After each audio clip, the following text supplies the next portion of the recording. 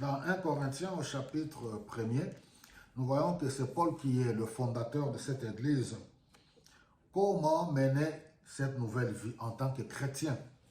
Vous voyez que la ville de Corinthe, c'était l'une des plus grandes villes en Grèce, là où il y avait le port. Alors, il y avait toutes sortes de personnes, de riches comme de pauvres, qui se croisaient là-bas. Alors, c'était un peu le port entre l'Asie et l'Europe. Et tous ces nouveaux chrétiens convertis faisaient face à tous ces problèmes. Ils ont écrit à Paul.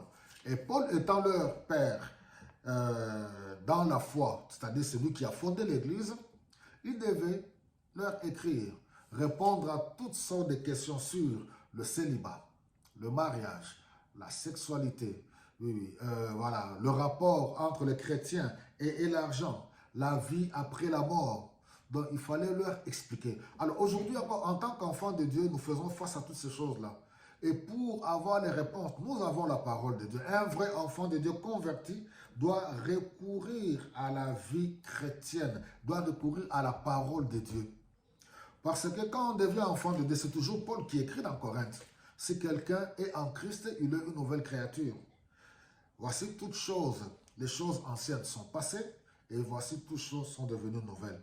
En Christ, on apprend à vivre la nouvelle vie en faisant confiance à Dieu, étant guidé par le Saint-Esprit. On n'interprète pas la parole selon soi-même, mais selon l'Esprit de Dieu. Alors, pour vivre cette nouvelle vie-là, conduite par le Saint-Esprit, même les chrétiens de Corinthe, ils ont fait face avec tout ce problème, leur vie ancienne. Parce que la ville de Corinthe, c'était une vie où il y avait l'idolâtrie, la débauche, les orgies, les bagarres.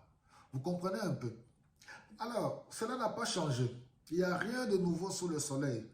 Le monde actuel, la société moderne, nous pouvons dresser le même tableau. L'immoralité, l'incrédulité, la rébellion aux choses de Dieu. Les enfants qui se rebellent aux parents. Oui, les nations qui se rebellent, les guerres, toutes ces choses-là qui s'affrontent, les tueries, la haine, les tromperies, les gens qui sont faux, infidélité dans des relations, infidélité dans des mariages. Alors, en tant qu'enfant de Dieu, maintenant, comment faire face à tous ces problèmes-là? Recours à la parole et être conduit par le Saint-Esprit. Que Dieu vous bénisse et à très bientôt.